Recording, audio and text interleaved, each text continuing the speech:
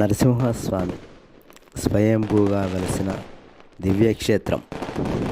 దేశంలో నరసింహస్వామి ఉగ్ర శాంతమూర్తిగా భక్తులకు దర్శనమిచ్చే ఏకైక ఆలయం.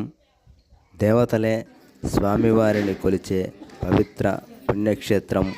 సీతారామ లక్ష్మణులు నడయాడిన ప్రాంతం. ఈ ఆలయమే కడప జిల్లా పెళ్లిమర్రి మండలం వేయిన్నూతల కొనలో వెలసిన శ్రీ లక్ష్మీ నరసింహస్వామి ఆలయం.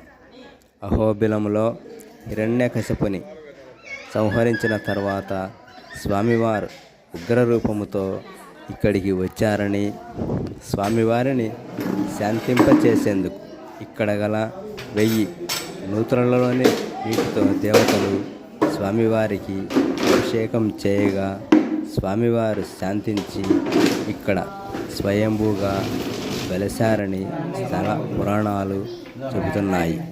ఈ ఆలయాన్ని ఎంతోమంది రాజులు, యోగులు, మునులు సందర్శించారని చెబుతారు.